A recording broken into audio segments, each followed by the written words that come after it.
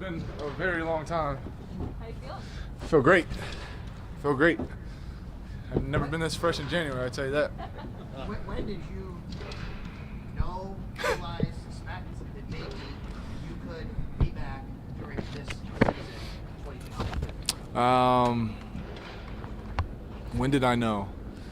I think waking up from surgery, I was, like I told you guys before, I was in a dark place. I'd never, experienced anything like that. And then right when I got back to moving around a little bit, the doctor said I started feeling real good after a couple weeks, feeling a lot better after a couple months. And then by, 3-4 months out, I'm gonna feel amazing. And ever since he said that, I saw the light at the end of the tunnel. I figured I'm gonna give it a shot. I'm gonna work every day to try to get back, because I want to be a part of what this team has and what we're about to do. So it's a special group. I just want to be a part of it. Sean said that you won't play this week, but do you feel like if you guys win this game, you've got a good shot to get out there next week? I got to be honest with you guys. It's still not on me.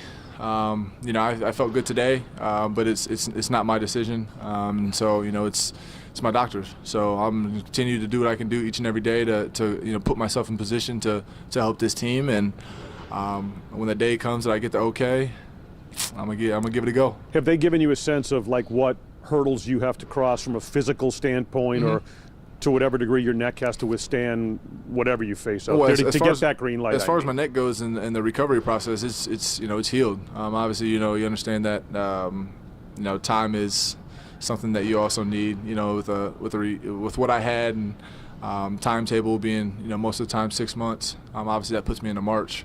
So just the more time, the better. But at the same time, I'm healed up. I feel great. I've had goals throughout the way that I've been reaching for myself. And kudos to everybody in here from the training staff, especially Denny, strength staff, Hal Luther, the whole group in there, Emma, Joe, Micah, Joe Collins. Just rehabbing each and every day. Sean, being just constant communication. My position coaches, and there's not, I can thank everybody in this building just because all the resources are here in front of me. That once I had that idea and those goals in place to hopefully make it back for the playoffs, they open up all the doors for me to do so. And so here I am now. It's been it seems like it's been 2 years. It's only been a couple months, but. Like I said, I just want to be a part of what we have, and here we are. Micah, what was today being out there? Oh my gosh, that's exactly what it was. I didn't sleep last night. And not because I was nervous or anything. I was just too excited. I've been in all the meetings. I've been rehabbing every day. It's just I've been a part of this thing for a while, and I just love these guys. I think everything happens for a reason. I think my situation was for a reason, and it's given me a different perspective on this game. I'm grateful. I'm very, very grateful to be in the position that I am right now, and to see my teammates throughout this whole season, all the things that we have been through.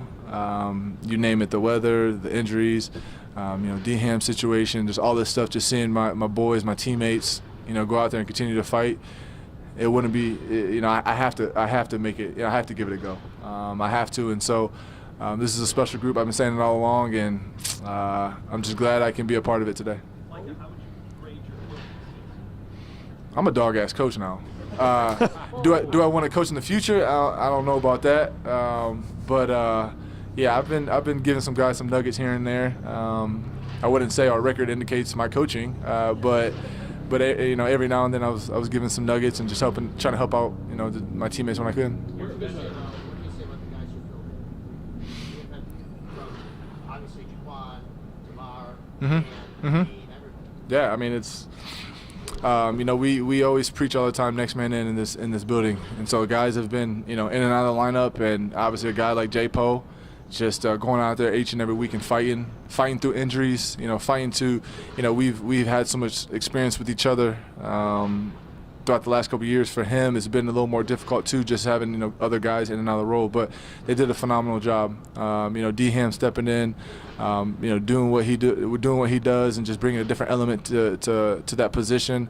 was truly amazing. And I can't say enough about the guys that have been in, and obviously Dean in right now, and you know, trying to take the rest away. So I just love these guys, man. We have a special group, like I said, not just you know, the team-wide, but in our safety room and in our secondary, we appreciate each other, and whoever's out there, it's your go. You know, the standard that we you know, have set forth years ago, and you got to go out there and you got to compete and you got to, you know, make plays. Micah, not to say you weren't part of what's transpired over the past week and a half, but from not being on the field, to see how your teammates, coaching staff, everybody, weathered the emotions and then came out of this with a win and seemingly a closer bond.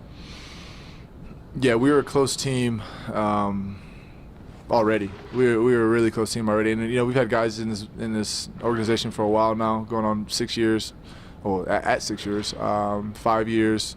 So we've been around each other for a long time. So we've already been close. But just, you know, what the situation that happened in Cincinnati with D-Ham. Obviously, we were all shocked, and we didn't know what to think, what to do, and it was just, you know, even sitting here right now, I still can't believe what happened. Obviously, you know, D-Ham is recovered and all that, and just to see all my teammates, all the coaches, everybody just rally around each other, the whole league rally around us, to be honest, and D-Ham, and so it was so cool to see just, you know, all the love that everyone has been getting, and yeah, I feel like there's a lot of love already in this locker room. It's just made us stronger. Micah, you said when the incident first happened, 23 and 23. Obviously, you know, one of the goals was to be back before March. So Yeah. what are the chances of you suiting up next week if the Bills were to advance? It's not up to me. I wish it were, but it's not. Like I said, I felt good today, so hopefully I just keep stacking good days, no setbacks, and you know. Yeah, my agent and myself all, you know, tweeted out the 23 and 23. I'm not gonna lie to you, when I tweeted out, I'm thinking September. I'm gonna be honest with you. But then once like I said, after surgery, and my doctor gave me the milestones of when I start feeling better, and it just, you know, it had to be here in January, and so I'm gonna do everything I can to put myself in position. And but at the same time, you know, this isn't an injury that you can go out there and you know, just force it. You gotta really trust your body, trust your mind, because when you're thinking about your injuries and stuff, when you get on that field, you don't play well. So I'm gonna really take it day by day and just try to get, you know, better each and every day, and we'll see what happens from there. I was just going to ask you that, you know, to get a sense of if you've got to come up and make a tackle or make a play and aggressively go forward into a situation. Yeah.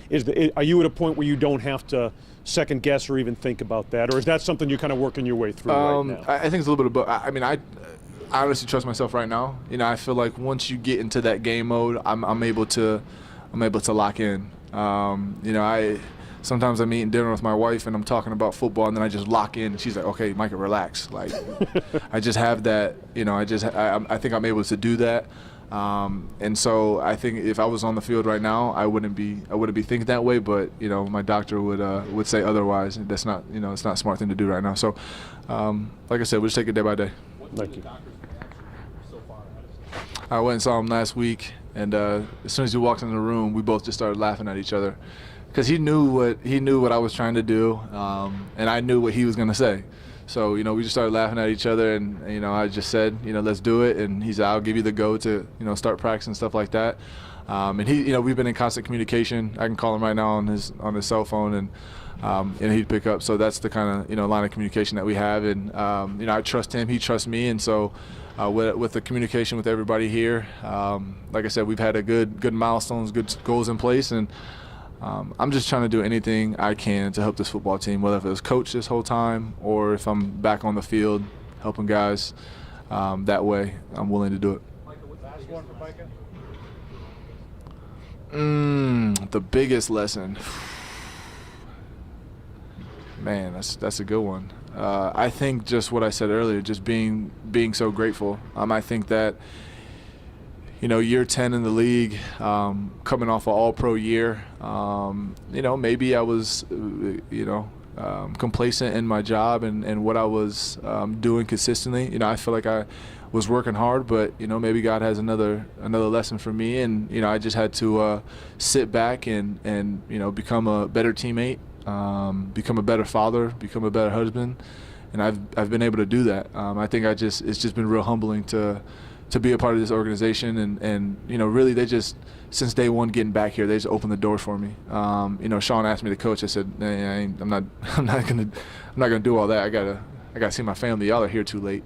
But I just think that whether if it's the guys in the secondary room, just allowing me to still give them input each and every day, talking to them, and even just the team. Me being a captain and being around here, just allowing me to just constant communication with them and everybody listening. And I see the respect that they give me, and I just wanted to give it back to them. So I'm just forever grateful. If I was to never play again, then I can honestly say that I just love this organization. I love these people, and seeing what this whole city has been through since March or May, whenever it was, with the Tops shooting, onto the weather, onto the Dehem situation, onto the injuries that we've had, and all the crazy things in between.